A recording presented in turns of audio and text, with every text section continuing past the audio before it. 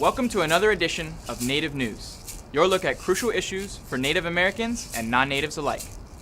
We're taking you to Washington, D.C. on this edition for a unique conference on climate change from an Indian's perspective. For many we spoke to in D.C., the debate on climate change is over. They've already seen the destruction firsthand. At first glance, this meeting in Washington, D.C. may look familiar. The audience was interested and the speakers well prepared. Environmentalists and scientists gave talks about climate change and its causes. U.S. senators and tribal witnesses from coastal Indian nations spoke, exchanged information, and discussed plans to combat, minimize, or even reverse climate change. And this scientist from New Zealand spoke in a key slot at the symposium. With good reason. He is the first and only Samoan to be awarded the Nobel Peace Prize. The question is climate change real or not?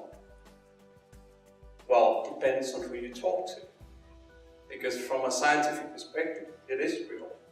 The subject, one that touches everyone, regardless of background, political party, nationality, or tribe. Where all of us are in the same canoe, and so that's the way I see it. You know, the scientists, federal government, traditional people, we're all in the same canoe, and so we all need to paddle in the same direction. Yeah. And we can't do it independently of each other. I don't believe that's possible anymore. Those attending the first Stewards Symposium here in D.C. stress we all share the same plane and climate change is already here. Whether entirely man-made or from cycles in nature, climate change is already hurting indigenous people.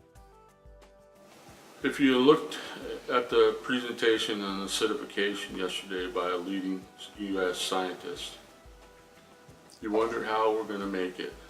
That the effects of carbon, as one of the elders said earlier, actually from Quileute, that the carbon from the Model A and the Model T has not yet hit the ocean. That's scary. This is a very real and scary subject, so we need people to come forward and put aside their differences and say, how are we going to ever make it? It was the first of its kind, an examination of climate change on indigenous coastal cultures. Sponsored by 4 Pacific coastal tribes, the first Stewards Symposium promised a groundbreaking dialogue with hundreds of tribal leaders, experts, and policymakers.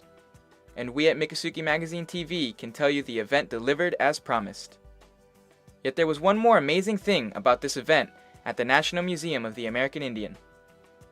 This conference differs than all the other conferences because it's led by the indigenous people. And all the panels are made up of mostly indigenous people. A lot of times you find the feds and the state representatives in there as well, but this one's predominantly hosted and led by the indigenous people, which is unique. And I find it warming to be able to hear from them themselves. And that sends a far different message to Washington's federal government, state, and local U.S. officials. This was organized entirely by Native Americans from their perspective. They will see what we've been able to plan for ourselves, and so that makes us stronger so we can actually say, this is what we want in the future. You know, so policies aren't just passed without considering what we want to be done. It's a huge step. It's visibility, and visibility is 80% of the game. Ed Johnstone was instrumental in setting up the conference. He came as a witness from his home on Washington State's coastal area. Johnstone told Miccosukee Magazine TV's executive producer, Houston Cypress, in the most personal terms possible, what climate change means to him and his tribe. The importance is we've been here from the beginning of time. And so we've witnessed, we've observed these changes. We're the first to notice these changes. A tribe that lives off of the ocean. Salmon to the Quinault people is life, Johnstone says. Frankly, if that halibut doesn't live, if the eagle no longer soars, if the bears can no longer walk the beach and end up in the high country for berries in the summer, if those components don't live, we don't live. Johnstone spoke for many Native Americans when he said, These things tell a story. When you include our story, it will be better explained to the rest of the country as we all deal with climate change.